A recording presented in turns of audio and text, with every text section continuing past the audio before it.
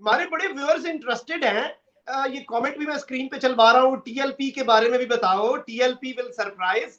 क्या कोई on ground realistic बात करना चाहते हैं ना, हमने अवाम के, हम वो तो नहीं बता सकते कि जो अवाम को अच्छा लगे। क्या टीएलपी कोई वोट बैंक खराब करेगी या कोई खुद भी सरप्राइज करेगी? मखदूम साहब, इसका मैं आपको आंसर करना चाहूँ। टीएलपी पे पाकिस्तान में बैन है इलेक्शन कैंपेन का। आज़ाद कश्मीर के अंदर वो लड़ सकते हैं। आज उनके ऑफिस सील हुए हैं, छापे मारे गए हैं रावलपिंडी के अंदर। आपको तो पता है वहां पर भी वोट्स पोल हो रहे हैं, जो नशिस्तें हैं। तो टीएलपी वहां बैन है। आज़ाद कश्मीर के अंदर जो है मेरे ख्याल में इस तरह का रुझान नहीं है। थोड़े से रिलीजियसली मॉडरेट लोग हैं आज़ाद कश्मीर में। तो टीएलपी को वो जो एक रिलीजियस एलिमेंट जो है उसका जो उनका वोट बैंक था वो कोई स्ट्रांग नहीं है। यहाँ पर पार्टीज काफी स्ट्रांग है, बरादरी सिस्टम है वो स्ट्रांग है। टीएलपी का उस तरह का कोई इस तरह का स्ट्रांग वोट बैंक नहीं है। तो मुझे नहीं लगता कि कहीं पे वो वोट तोड़ रही हो, कोई ऐसा इस डिवीजन मुजफ्फराबाद डिवीजन में तो नहीं है। बाकी आपको जो है फैसल साहब आगाह कर सकते हैं। बाग में मेरे ख्याल में वहां पर भी ऐसी कोई सिचुएशन नहीं है।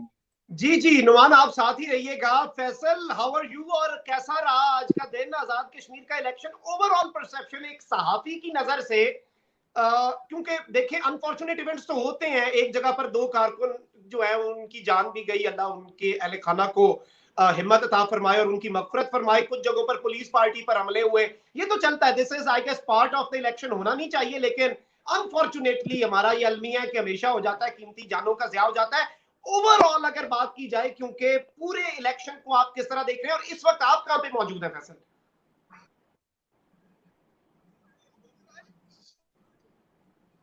आई थिंक कि फैसल के सिग्नल्स का कोई इशू आ रहा है, तो फैसल का हम देखते हैं। क्योंकि आप दोनों गालिबन आजाद जम्मू कश्मीर के मुख्तलिफ इलाकों में अनुमान। जी आप रिपीट करेंगे, मुझसे आपने पूछा है? जी जी, क्योंकि फैसल के हमारे सिग्नल नहीं है, मैं पूछ रहा था कि आप दोनों अलग अलग इलाकों में हैं इस वक्त आजाद जम्मू कश्मीर के। फैसल साहब जो हैं वो पुंछ डिवीजन से बिलोंग करते हैं। वो बाग थे, उन्होंने वोट पोल किया और वो फिर मुजफ्फराबाद आ गए। मुजफ्फराबाद कैपिटल है, सारी मीडिया मुजफ्फराबाद मौजूद है। मैं भी अगर मेरे पीछे अगर आपको दिखा सकूं तो मैं इंतजार कर रहा हूँ पोलिंग का। उसके बाद मैं भी मुजफ्फराबाद जाऊंगा। तो मुजफ्फराबाद जो है हेडक्वार्टर है, मरकज है, सारी मीडिया मौजूद है। तो फैसल साहब जो हैं वो इस वक्त मुजफ्फराबाद से आपके साथ मुखातब हैं, लेकिन ये पुंछ डिवीजन से, बाग से ये बिलोंग करते हैं। जी अच्छा, बिलोंग, चले उनसे भी राब्ता होगा तो उनसे भी हम इंशाल्लाह मजीद अपडेट्स लेंगे। Thank you very much Numan, आपसे हम मजीद अपडेट्स भी लेते रहेंगे, आपको हम बॉदर करते रहेंगे, क्योंकि हमारे व्यूअर्स बड़े अच्छे रिव्यूज भी आ रहे हैं आपके लिए, and they are loving you and your reporting from the ground. तो इंशाल्लाह वी विल बॉदर यू और आपको हम मजीद भी शामिल करते रहेंगे। नाज़रीन किराम, रिजल्ट्स आने का सिलसिला जो है वो भी इस वक्त जारी व सारी है और आप तक हम इंशाल्लाह मजीद अपडेट्स भी रखते रहेंगे। नुमान भी हमें अपडेट कर रहे हैं लगातार ऑन ग्राउंड, बहुत अच्छी कवरेज हमारी जारी है। आप कमेंट सेक्शन में बताते रहे। और बाग और डिस्ट्रिक्ट पूंछ की जो सूरत हाल है वो पूछ रहे हैं, तो वो जैसे नुमान ने बताया, जहां पर नाम नुमान मौजूद है वहां पर तो पाकिस्तान पीपल्स पार्टी की जो पलड़ा है वो भारी बताया जा रहा है। जबकि जहां पर इस वक्त फैसल है उनसे मेरा राब्ता नहीं हो पा रहा। फैसल जैसे ही उनसे हमारे कोई सिग्नल्स बेहतर होते हैं तो हम फैसल से भी मजीद अपडेट्स लेते रहेंगे और उनसे भी चीजें पूछते रहेंगे। लेकिन नुमान ने अभी हमें बड़ी दिलचस्प चीजें बताई कि पीएमएलएन जो है मुजफ्फराबाद डिवीजन में हो सकता है कि बुर्ज उल्टे, क्योंकि बड़ी सीट्स जो हैं वो काबू करना बड़ा मुश्किल होता है और बड़ी सीट्स मखदूम के अंदर साहब, प्राइम अगर मिनिस्टर। अगर अगर ये दो सीट्स ना निकली तो पीएमएलएन तो मुजफ्फराबाद डिवीजन में कोई सीट ही नहीं लेके जा रही। आप ये देख सके सिर्फ दो सीट्स हैं, उस पर कह सकते हैं कि शायद प्राइम मिनिस्टर साहब उनकी सीट भी खतरे में और शाह गुलाम कादर स्पीकर। नहीं तो पीएमएलएन तो व्हाइट वॉश हो गई मुजफ्फराबाद डिवीजन से। This is very alarming. और अभी आजाद उम्मीदवारों का कोई हिसाब है कि वो ज्यादा सीटें तो नहीं इतनी निकाल पाएंगे? वही जो हर दफा होता है, 3-4 सीट्स मैक्सिमम। देखें जी, मुजफ्फराबाद डिवीजन में एक आजाद उम्मीदवार हैं, बिलियनियर हैं वो, जो वो थोड़ा सा बस यहीं टक्कर पे दे फैसला रहे हो हैं। गया।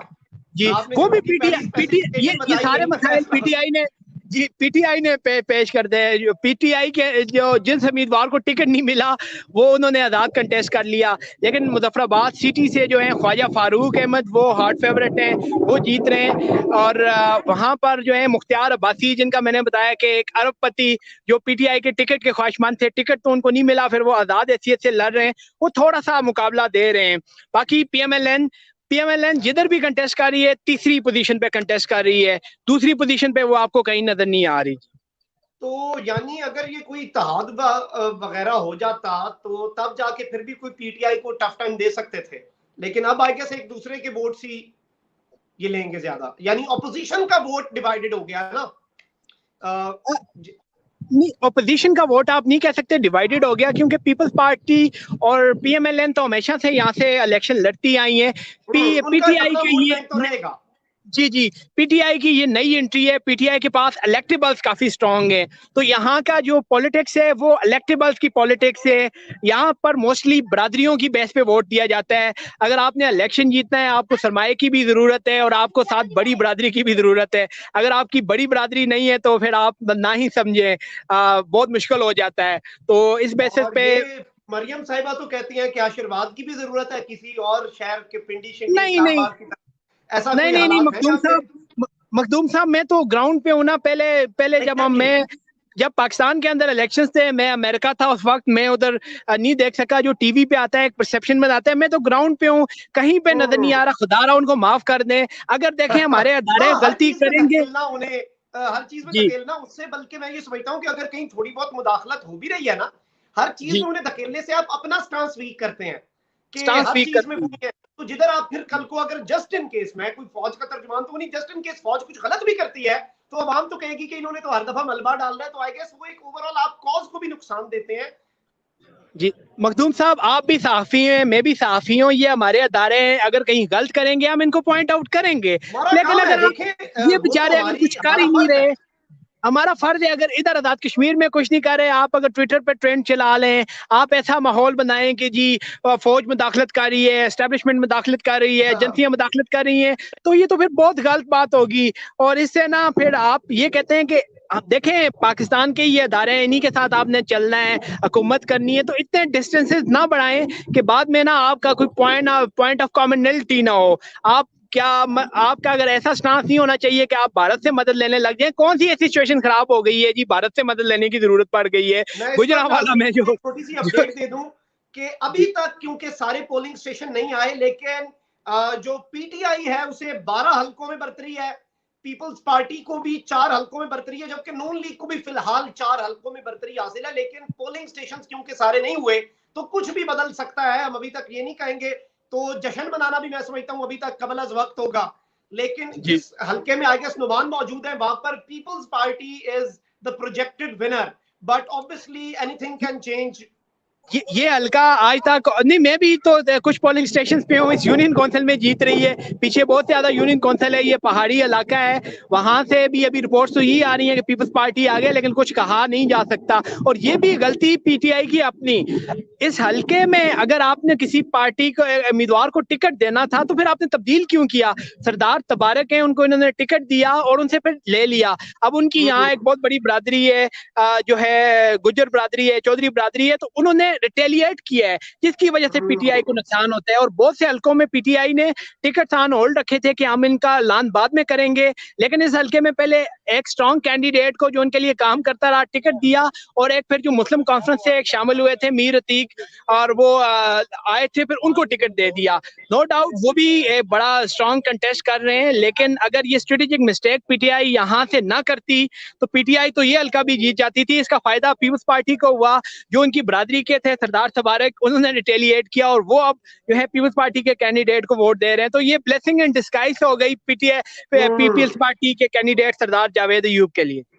Okay I get it. और इस तरह से फिर बहुत सी चीजें होती हैं जो ग्राउंड लेवल पर देखनी पड़ती हैं। बिरादरी कल्चर होता है, यूनियन काउंसिल लेवल पर कारकुन नाराजगियां, और फिर पीपल्स पार्टी को प्रो पीपल्स पार्टी वोट ना मिले, नाराजगी का कोई वोट मिल जाए, वो जिताने के लिए डिसाइसिव फैक्टर हो जाए।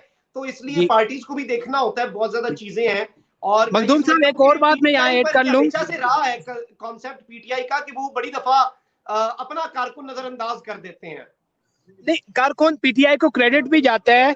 एक मेरे ही जानने वाले हैं, मैं जानता रहा हूँ, बिल्कुल नौजवान आदमी है मेरी तरह, आपकी तरह, सैयद दिशान हैदर, उनको पीटीआई ने टिकट दे दिया है प्राइम मिनिस्टर के हल्के में राजा फारूक हैदर के अगेंस्ट। तो ये पीटीआई को तो क्रेडिट जाता है। अगर वो किसी और पार्टी में होते, कभी पूरी जिंदगी उनको टिकट नहीं मिलता। पार्टी से तो आप एक्सपेक्ट नहीं ना कर सकते।